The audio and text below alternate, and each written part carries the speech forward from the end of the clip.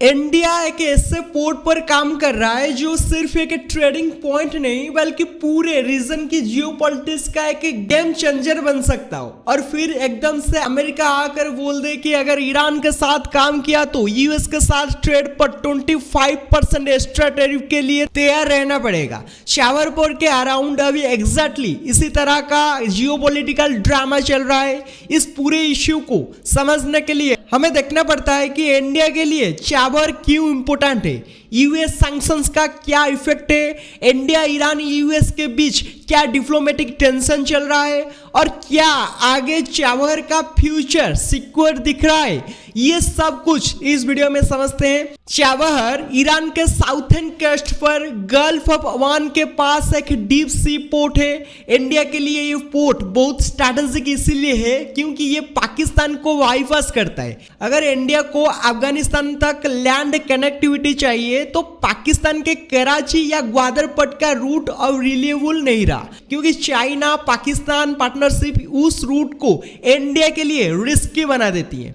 चाबर India को direct access देता है अफगानिस्तान और सेंट्रल एशिया तक। इसी के साथ तुर्कमेनिस्तान, उज्बेकिस्तान और कजाकिस्तान जैसे energy rich central Asian countries भी चाबर के थ्रू इंडिया के लिए इजीली एक्सेसिबल हो जाती है। चाबर इंडिया के लिए सिर्फ एक कनेक्टिविटी प्रोजेक्ट नहीं बल्कि एक स्ट्रैटेजिक ऑटोनॉमी का सिंबल भी है क्योंकि इंडिया नहीं चाहता है कि वो किसी एक ग्लोबल ब्लॉक चाहे वो यूएस हो या रसिया पर डिपेंडेंट रहे। इसके अलावा चाबर चाइना के बेल्ट एंड रोड इनिशिएटिव का नेचुरल काउंटर वेट भी बन जाता है क्योंकि चाइना पाकिस्तान में ग्वादर पोर्ट डेवलप कर रहा है। यूएस सैंक्शंस की वजह से चाबर पर सबसे बड़ा प्रेशर 2018 में आया। यूएस और ईरान के रिलेशन वैसे भी कभी ज्यादा स्ट्रांग नहीं रहे। 2015 में JCPOA न्यूक्लियर डील साइन हुआ था और दुनिया को लगा था कि शायद रिलेशन इंप्रूव होंगे, लेकिन 2018 में डोनाल्ड ट्रम्प ने डील से ऑफिशियली एग्जिट कर दिया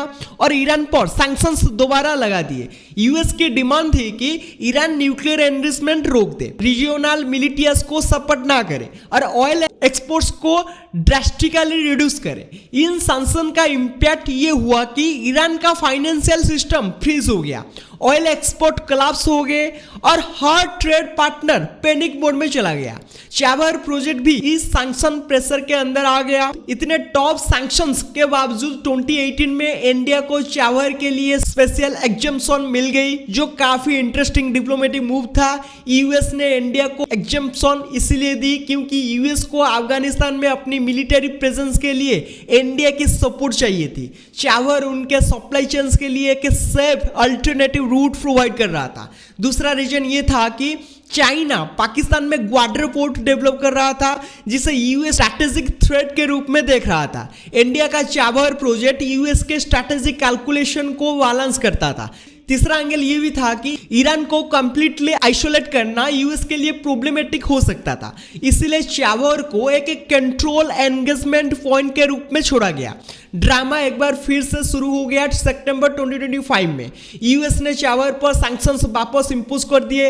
इंडिया इस सिचुएशन में शॉक्ड नहीं था लेकिन कंसर्न जरूर था। इंडिया ने यूएस को बताया कि उसने चाबर के शाहिद बेहेस्ती टर्मिनल पर ऑपरेशनल स्केल डाउन किए हैं, एक्टिविटीज रिड्यूस की हैं और फाइनेंशियल इन्वॉल्वमेंट मिनिमम रखा है। इन मेजर्स के बाद यूएस ऑफिशियल ने इंडिया को एक 6 मंथ कंडीशनल वेवर दे दिया जो 29 अक्टूबर 2025 से 26 अप्रैल 2026 तक वैलिड है।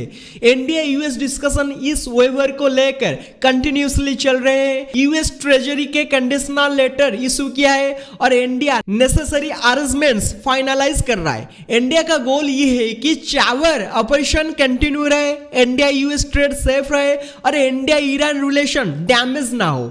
यूएस का गोल यह है कि ईरान को फाइनेंशियल रेस्ट्रिक्ट रखा जाए, इंडिया के स्ट्रैटेजिक रोल रेस्पेक्ट हो और ईरान पर कंटिन्यूअस प्रेशर मेंटेन किया जाए। ईरान चाहता है कि इंडिया चाबर से पीछे ना हटे, इन्वेस्टमेंट कंटिन्यू रखे और पोर्ट डेवलपमेंट फास्ट हो ताकि चाइना का एक्सेसिव इंफ्लुएंस ना बढ़े। यानी एक तरह का ट्रायंगल डिप्लोमेसी चल रही है जिसमें सभी अपने इंटरेस्ट प्रोटेक्ट करने की कोशिश कर रहे हैं। इसके बीच सबसे सरप्राइजिंग ट्विस्ट तब आया जब डोनाल्ड ट्रम्प ने वार्निंग दी कि अगर किसी कंट्री ने ईरान के साथ बिजनेस किया तो यूएस के साथ सारी ट्रेड पर 25% टैरिफ लग सकता है।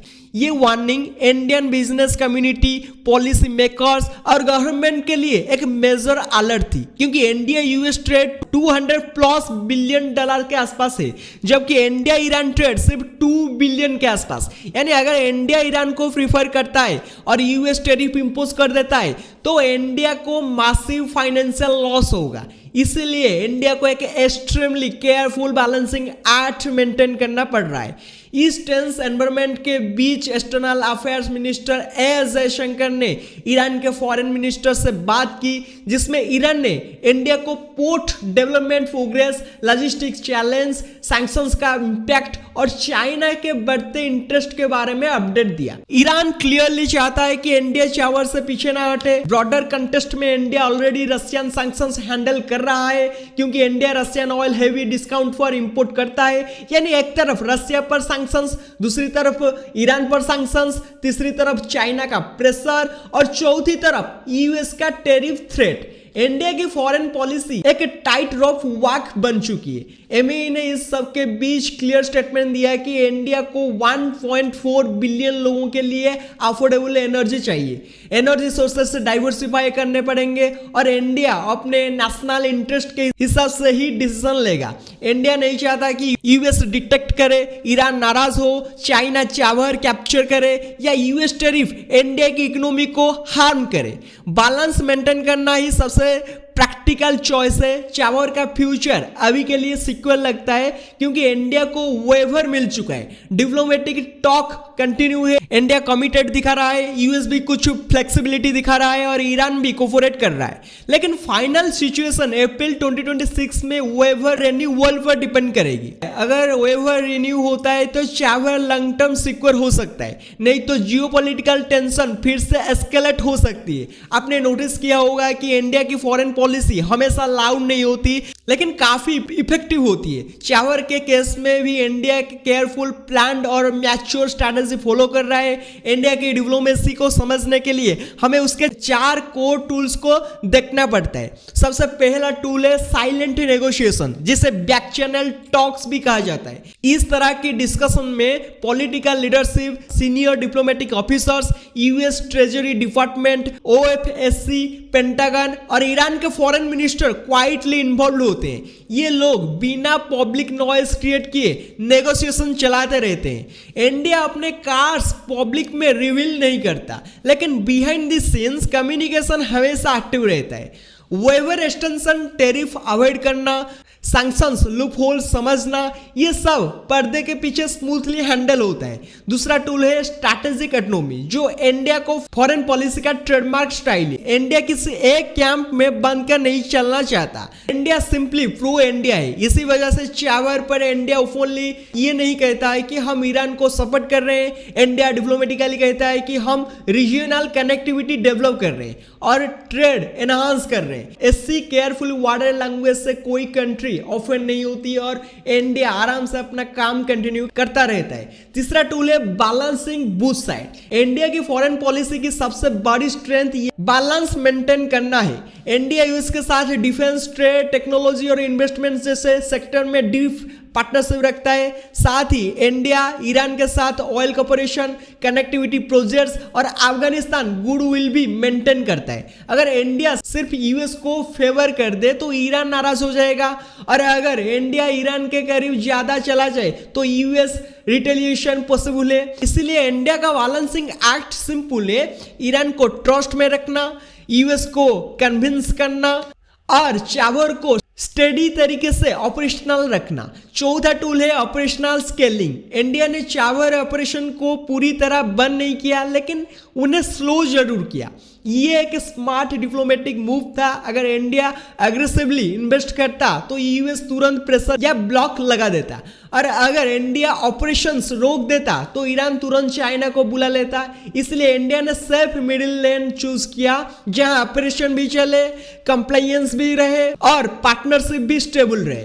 अब इस पूरे मामले का एक इंपॉर्टेंट एंगल चाइना है। चाइना पाकिस्तान में ग्वादर पोर्ट डेवलप कर रहा है, जो ब्री यानी कि BRI का मेजर नोड है और CPC का स्टार्टिंग पॉइंट भी। अगर इंडिया चावर से पीछे हटेगा तो दो पॉसिबिलिटी सामने आती है। पहली पॉसिबिलिटी ये है कि चाइना चावर में एंट्री ले लेगा क्योंकि ईरान को इन्वेस्टमेंट की जरूरत है और चाइना के पास पैसा भी है और जियोपॉलिटिकल मोटिवेशन भी। चाइना और ईरान का already $400 billion strategic deal sign हो चुका है जिसमें एनर्जी, पोर्ट्स और मिलिट्री कोऑपरेशन शामिल है। इसलिए अगर इंडिया हेजिटेट करेगा तो चाइना इंस्टेंटली जंप कर जाएगा। दूसरी पॉसिबिलिटी और भी सीरियस है, अगर चाइना को ग्वादर और चावर दोनों मिल जाए तो पूरा अरेबियन सी रीजन चाइना के इन्फ्लुएंस में आ सकता है, जो इंडिया के लिए एक बड़ा जियोपॉलिटिकल सेटबैक होगा। इसी वजह से चाइना का प्रेशर इनडायरेक्टली इंडिया को चावर प्रोजेक्ट होल्ड करने के लिए मजबूर करता है।